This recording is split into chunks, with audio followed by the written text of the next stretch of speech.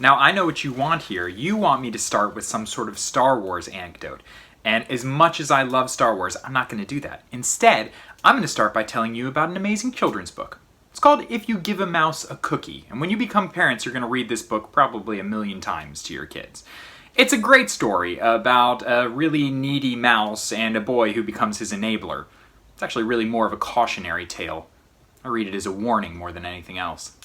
So how does this play into our story about Napoleon Bonaparte? Well, Napoleon may or may not have had cookies to offer to people. Didn't really matter anyways, he wasn't trying to win over mice.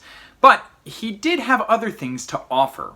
And as emperor, he began to offer things such as noble titles to people to win over their allegiance. So the question that Napoleon really had to wrestle with is not if you give a mouse a cookie, but rather if you give a soldier a noble title. Do you win that person's undying allegiance? In this video, we're going to look at what Napoleon did as emperor.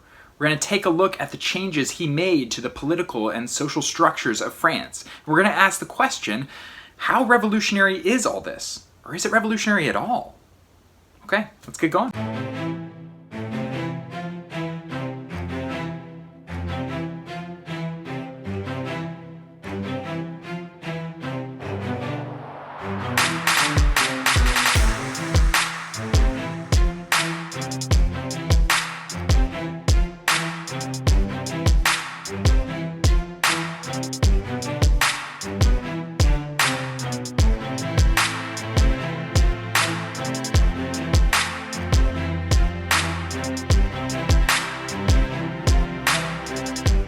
For this video, you're going to need something to take notes with, as always, and one primary source called the Imperial Catechism. It's a wild one. Get ready. Okay, the context for this one is pretty straightforward. It's 1804, France is now an empire, and Napoleon is now emperor of the French. And the first question we have to deal with is, how is this different from what came before? The best place to start is by looking back at the law. What are some legal changes that Napoleon made as emperor? One place to begin is with labor regulations.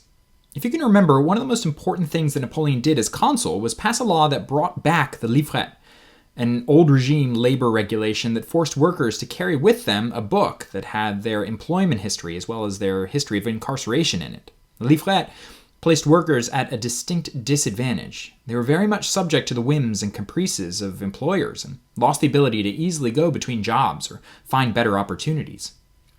As emperor, Napoleon added another regulation of labor in his 1810 penal code. There was a lot in the penal code regulating how labor would operate, but some of the most important measures were the ones that essentially outlawed labor strikes. All coalitions on the part of workmen for the purpose of striking, and in general suspending, obstructing, or increasing the cost of labor, shall be punished by imprisonment of 1 to 3 months. The leaders or authors shall be punished by an imprisonment of 2 to 5 years. That's what the penal code said. These were harsh penalties for organizing. More generally, they were a sort of gesture toward what the empire would promote more broadly: hierarchy. Respecting hierarchy was the most important thing to this new imperial regime. Similarly, Napoleon had already begun to constrict the press. In 1800, he shut down numerous newspapers and restricted any of them from printing critical statements about the government. He shut down presses associated with the Jacobins in the wake of the Infernal Machine plot, too. In the empire, however, Napoleon went a few steps further. In 1810 and 1811, he set up, through a series of regulations, a whole new system of state censorship and print regulation. The new state bureaucracy was called the Directory of the Book Trade. The Directory regulated all printing in France once again. Only authorized presses could operate legally, and a printer had to take an oath of loyalty to the empire and provide references and obtain a certificate of good conduct from officials in order to operate legally. All publications were placed on a big list, the bibliography of the French Empire, so that they could be tracked and monitored.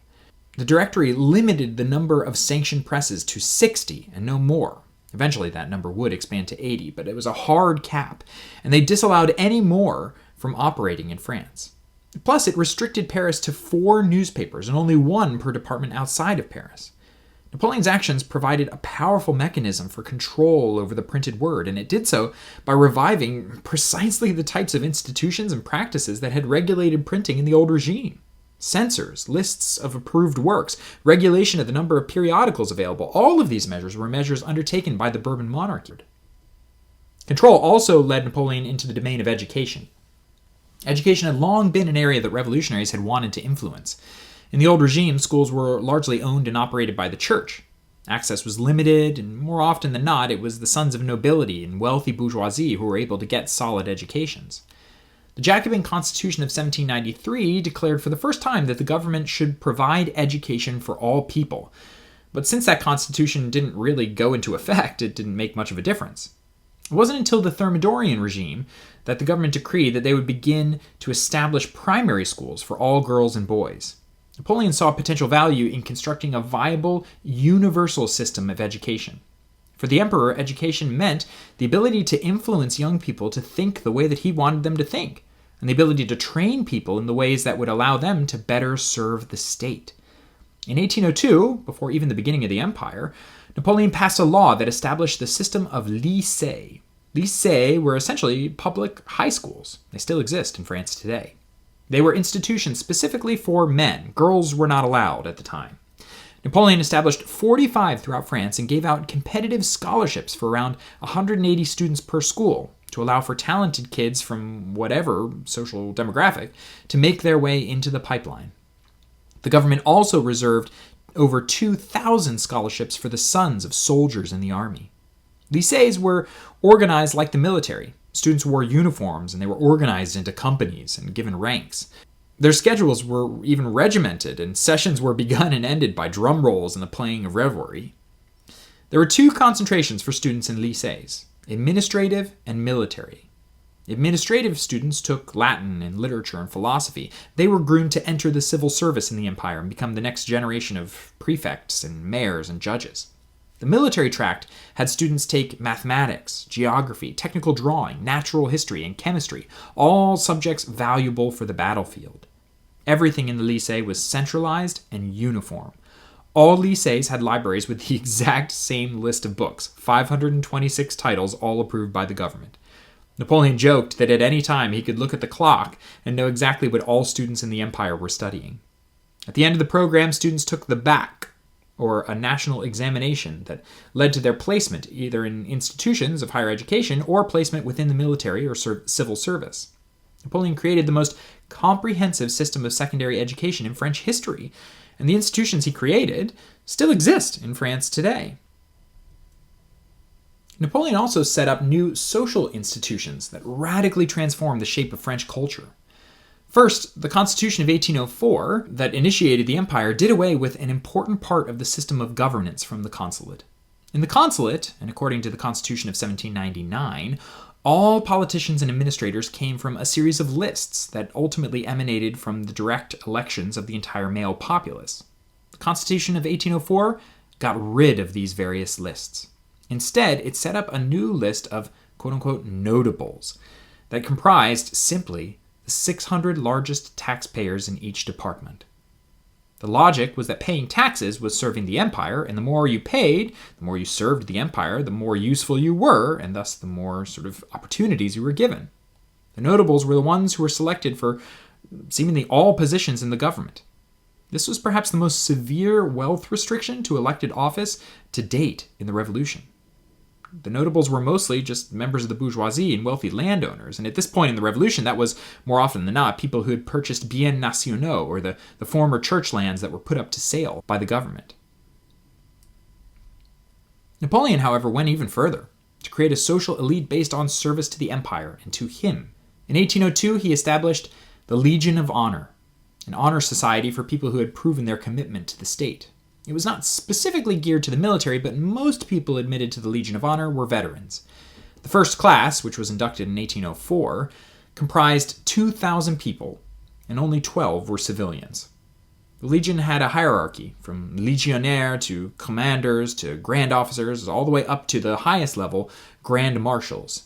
And at each level, recipients got a pension from the state. Grand marshals were paid 40,000 francs annually. It was a huge sum. The idea was that if one gave exemplary service to the empire, regardless of who one was, that person could end up in the Legion of Honor and thus significant reward. To a certain degree, this was true. One of the grand marshals, a man named Augereau, was the son of a domestic servant, but he worked his way up in the military and ended up with the highest honor in the empire.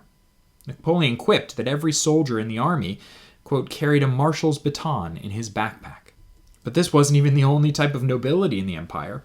In 1808, Napoleon also resurrected noble titles. He proclaimed the right to ennoble people, once again for service to the empire. Noble titles included princes, dukes, counts, barons, and knights. The new nobles of the empire sounded a lot like the old nobles of the old regime, but in fact, they weren't precisely the same people as the nobles of the old regime. 58% of the imperial nobility were members of the bourgeoisie, and 20 members came from popular classes. Only 22% were members of the old regime nobility as well. Eventually, Napoleon also made noble titles hereditary, so they could be passed on to future children. In order to get this right, imperial nobility had to pay certain amounts. In other words, Napoleon essentially brought back the old regime convention of the paulette, that mechanism that allowed nobility of the robe to pass their royal offices to their kids. Napoleon had done what was considered completely anathema throughout the entire course of the revolution. He'd essentially brought back aristocratic privilege. But it was a different type of privilege, a privilege, he felt, based on merit and service to the state. The France of the empire looked really different from the France of the consulate or the France of revolutionary France the years that preceded this. And so now it's important to look at just how different France was by pausing the video and taking a look at that kind of wild primary source that I mentioned at the beginning of the video, the Imperial Catechism. Read this and think about just how crazy this is as a revolutionary document.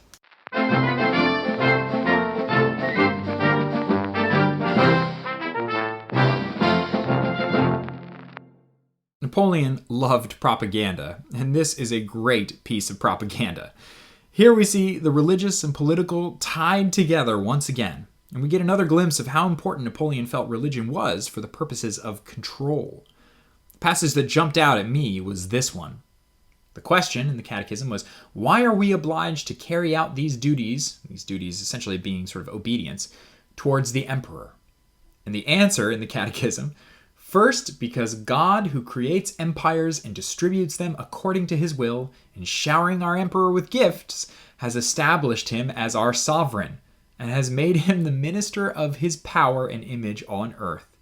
To honor and to serve our emperor is then to honor and to serve God himself. Whew! When I first read this, I remember thinking, holy smokes, this is the divine right of kings. Similarities are really clear, right? God is declared as the author of the empire and the reason that Napoleon is the emperor.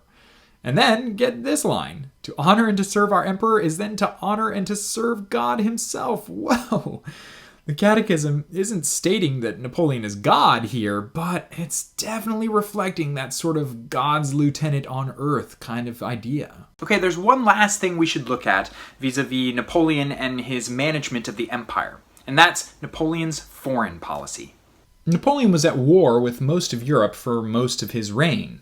Really, the brief year of peace in 1802 and 1803 was the only significant amount of time when French armies weren't combating European rivals. The fairly consistent wars led to a dramatic expansion in French control of much of the continent of Europe, from Spain all the way to the Adriatic Sea. In general, there were three outcomes for territories that were conquered or subdued by the French army. Some territories were directly annexed into France. This is what happened with Belgium, parts of Italy, and eventually the Netherlands. Other states, major powers, were sort of forced into dependence and alliances. Austria, for example, was too large to be conquered, so eventually Napoleon just forced the Austrians to pay large indemnities and cede just portions of their territory to the French. Finally, certain territories were reassembled or combined with other territories to set up so-called sister republics originally. This is the map in 1799. As you can see, France had already annexed much of Belgium and made it into new departments of France. But look at the places in yellow. These were the sister republics set up by the revolutionary state. The new republics were run by local patriots, aka sort of local sympathizers with the revolution who wanted the revolution to come to their respective homes. They were set up as republics, too, just like France, without monarchs and without without monarchs and with democratic institutions. But that all changed with the empire. Napoleon began to re-administer the sister republics and turn them into monarchies run by his family members. In 1806, the Italian republics were turned into two kingdoms, the Kingdom of Italy in the north and the Kingdom of Naples in the south. In the same year, the Batavian Republic was abolished. The Dutch patriots who ran it were removed from power, and Louis Bonaparte was named king. And then a few years later, Napoleon, frustrated with his brother's actions as king, simply just annexed the Netherlands into the French Empire. He did the same with Genoa and Tuscany, and eventually Rome and the Papal States. In brief, with the French Empire came Napoleon's efforts to destroy republican governments throughout Europe and transform them into hereditary monarchies with his family in charge. That said, Napoleon insisted that within these territories, the policies and laws of France must be applied. This meant, first and foremost, the civil code, which he constantly pushed his family members to enforce in the places where they ruled. It also meant, more specifically, the abolition of serfdom throughout Europe. Serfdom was abolished for the first time in places like Bavaria as early as 1804, in Naples in 1806, and in Poland in 1807. In all these places, guilds were also abolished. The clerical tithe was removed, religious toleration was enforced, and church property was nationalized. In those places annexed into France, it also meant that the French education system was introduced. Lycées were set up in Italy and Belgium. Napoleon even introduced the metric system to all these places, forcing them to use the same weights and measures as France. All of this was theoretical, of course. Actual enforcement of these laws differed in different parts of Europe. But Napoleon's conquests seemingly integrated Europe in ways that had not happened in the past. They spread French influence, culture, and broke down traditional barriers that had been in place in these countries for centuries upon centuries. So, what did the French Empire really look like? Well, honestly, in a lot of ways, it just looked like the old regime. Nobility had returned. Noble titles were back in France. Censorship was increased and brought back to a sort of systematic level. Democratic institutions were reduced to practically nothing, and dynastic politics were once again the sort of center of the French state. But in other ways, the empire was actually still quite revolutionary. Yes, there was nobility, but that nobility was based, at least hypothetically, on merit. Right? The people who became ennobled in Napoleon's France were oftentimes members of the bourgeoisie and soldiers in the army. They also comprised the people who were inducted into the Legion of Honor. And similarly, Napoleon set up monarchies all throughout Europe, sister kingdoms, but those sister kingdoms also brought along the Napoleonic Code and enforced many of the changes to law and politics and society that the Revolution had pioneered and ushered in. A revolutionary empire? Maybe. Or maybe Napoleon just wanted to be king. Shout out to Simba. Okay, that's it from me. Good job, good luck, see you in class.